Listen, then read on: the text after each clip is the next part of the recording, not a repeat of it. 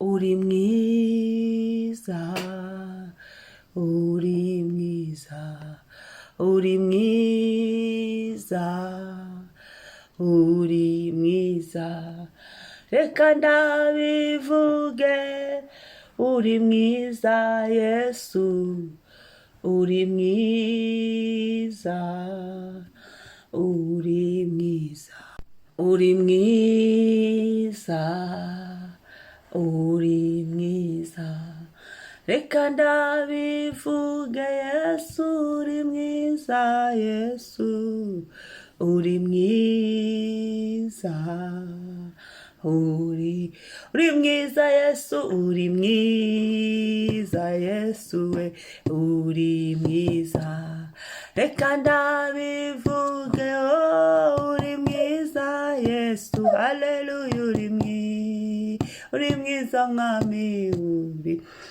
uri mwiza, uri mwiza yo, uri mwiza, reka ndabivuge, uri mwiza Yesu, uri mwiza, uri mwiza, uri mwiza, uri mwiza, haleluya. Yesu ni mwiza, Yesu arakwiriye, akwiriye icyubahiro, akwiriye kuramywa, akwiriye gusingizwa, akwiriye gusengwa, akwiriye guhimbazwa. Ni umwami, reka tumukomere amashyi, ni umwami, reka tumushyire hejuru uyu mwanya, ni umwami, ni rubasha, ni umwami, haleluya, ni umwami wacu. Turagukunda natwe Yesu, niwe wadukunze mbere, ariko natwe turagukunda, wumve ko tugukunda. Yewe ndakunda Yesu, Yesu ndagukunda, haleluya, haleluya, amen. Reka dusome ijambo ry'Imana. Turasoma mu Gutegeka kwa kabiri, igice cya kabiri, umurongo wa mbere kugera ku wa gatatu. Gutegeka kwa kabiri, igice cya kabiri, umurongo wa mbere kugera ku wa gatatu. Haravuga ngo, maze turahindukira tujya mu butayu, duca mu nzira ijya ku nyanja itukura, uko Uwiteka yantegetse. Tuzenguruka umusozi wa Seyiri igihe kirekire. Uwiteka arambwira ati, igihe mwazengurukiye uyu musozi kirahagije, nimucyamike mugende mwerekeje ikasikazi. Umutwe w'amagambo uravuga ngo, urugendo n'intambara baboneye mu butayu. Iri jambo narikunze, iri jambo numvishe rimfashije, ndavuga ngo reka natwe turisengeremo. Reka turisengeremo rero iki gitondo, ritubere umugisha, turihuze n'ubuzima bwacu, ubuntu bwose Yesu yasizemo bwomatane n'ubuzima bwacu. Maze turahindukira tujya mu butayu, duca mu nzira ijya ku nyanja itukura, uko Uwiteka yantegetse. Tuzenguruka umusozi wa Seyiri igihe kirekire. Uwiteka arambwira ati, igihe muzengurukiye uyu musozi kirahagije, nimucyamike mugende mwerekeze ikasikasi. Haleluya. Uyu munsi reka dusenye umwuka wo kwizengurukaho. Hari ahantu abangaba bari kuzenguruka umusozi wa Seyiri. Hari umusozi uri mu buzima bwawe, umusozi uri mu buzima bwacu, tumaze iminsi tuzenguruka, cyangwa se turi no kwizengurukaho, cyangwa se ugasanga ubwacu twebwe turizengurukaho. Mu izina rya Yesu, iki ni igihe rero Imana yamanuye, ni igitondo cyo gucyamika. Igihe tuzengurukiye iyo misozi, igihe twizengurukiyeho kirahagije. Iki ni igihe cyo gucyamika. Imana ishimwe. Uzi kwizengurukaho, uzi kuzenguruka. Ruvuga ngo urazenguruka, rimwe na rimwe hari igihe usanga wageze na hahandi watangiriye, ukamera nk'uwongeye gutangira, ukazenguruka gutyo. Hari abantu bahora batangira ibintu, batangira, bahora bizenguruka batarasohoka aho bari. Utambaza ate se igihe watangiriye bigeze, reka dati nasubiyeyo gutangira. Ahora muri zero atangira, cyangwa ahora azenguruka, nahazenguruka ntaraharangiza. Umuntu harimo kuruha, harimo kunanirwa, harimo uburuhe bukomeye cyane. Reka tubwire Yesu ngo, Yesu urakoze kuturuhura igihe tuzengurukiye uyu musozi. Abisiraheli mu buzima bwabo bazengurukaga umusozi wa Seyiri. Twebwe dufite indi misozi iri mu buzima bwacu, buri wese agira umusozi we.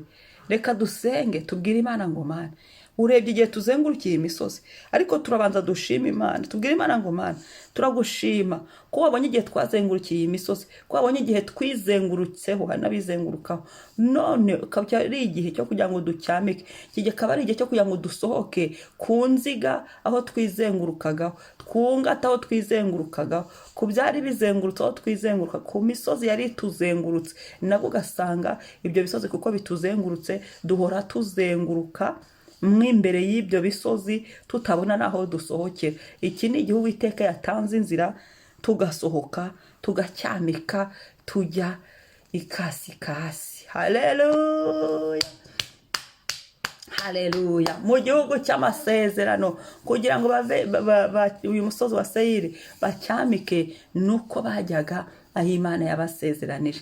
Iki gitondo reka mvuge ngo Mana ushimwe kuko uduhaye kuva ku kwizengurukaho ukatwinjiza mu nzira ijya mu masezerano yacu, ukatwinjiza mu masezerano yacu, ukaduhuza n'ibyacu, ukatugeza ku misozi yacu, ukatuvana ku misozi ya Seyiri iri mu buzima bwacu, ukatuvana ku misozi aho twizengurukagaho, ukatuvana ku bibazo byari bihagaze imbere yacu twizengurukagaho, ukatuvana ku badushyize ku nzenguruko. Yemwe bijya bibaho bagafata abantu bakabashyira ngo ajye ahora yizengurukaho, ukatuvana ku mivumo yo kwizengurukaho, ukatuvana ku burushyi bwo kwizengurukaho, ukatuvana ku muruho wo kwizengurukaho, ukahatuvana mu bibazo byahoraga bituma bitugose tubizengurukamo imbere duhagazemo twarabuze aho dupfumurira. Iki ni igihe wasizeho urugi, wakinguye, waciye inzira ngo dusohoke aho twizengurukagaho hose mu buzima bwacu, mu mibereho yacu, hanyuma tugacyamika. Ni ukuvuga ngo washyizeho n'inzira ngo mugende mwerekeje kasikasi,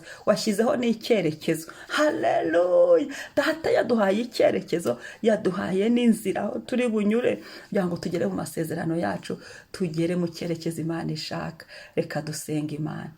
Papa ndagushimiye, urakoze Mwami kutugarukaho, urakoze Mwami kutwibuka, uri kureba urugendo n'intambara muri ubu butayu igihe tumaze, muri ubu butayu aho turi guca, muri ubu butayu Mwami uko bihagaze Mwami, ariko turasenze mu izina rya Yesu, mu mbaraga za Yesu, mu buntu bwa Yesu, mu gukora kwawe Yesu. Iki gitondo uyu munsi nyemerera Papa ibyari imisozi yari dukikije tukayizengurukaho, twarabuze inzira, nyemerera uyu munsi tumve ko tugushimiye kuko wasizeho inzira, wasizeho imiryango aho duca, utuvanye mu kuzenguruka imisozi yari imbere yacu, tuvanye kwizengurukaho, utuvanye aho bari baratuzengurukije, tuvanye mu muruho. Ushimwe, ugize neza, ari wowe uduhaye inzira, twakiriye inzira uduhaye, twakiriye icyerekezo. Mwami, Mwami ndagushimiye uyu munsi, urakoze gutanga icyerekezo, urakoze kutwereka aho tugana,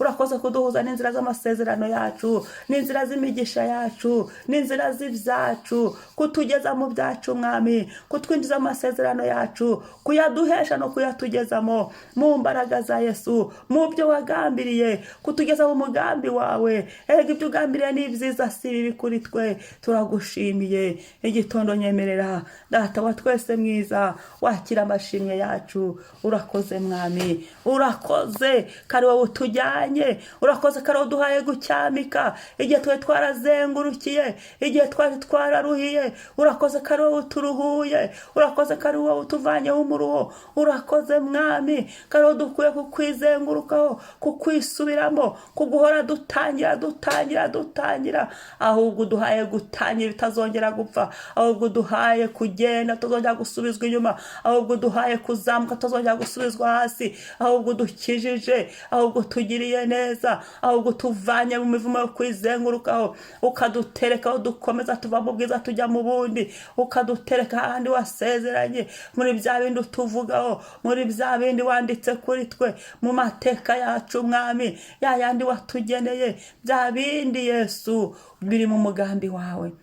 Urakoze Mwami, singizwa ni wowe Mwami, shimwa Mwami, urakoze. Icyubahiro n'ikuzo bibi byawe none n'iteka ryose. Amen, amen. Umunsi mwiza, Yesu abarinde kandi ndabibutsa gukora subscribe niba ari ubwa mbere ugeze kuri iyi channel rwose byaba byitwa kugira ngo subscribe kugira ngo uzajye wibonera amavideo mashyashya cyangwa se izindi nyigisho, indirimbo, ibyo nyuzaho byose bijye bihita bikugeraho kuri urubuga gusenga Mama Ebenezer. Kandi ntimwibagirwe gukora share ugira abantu byukije bisengere bahimbaza Imana bashyire Yesu hejuru. Umunsi mwiza Uwiteka atuvanye mu kuzenguruka, atwihaye icyerekezo, atwerekejemo, tucyakire mu izina rya Yesu. Shalom.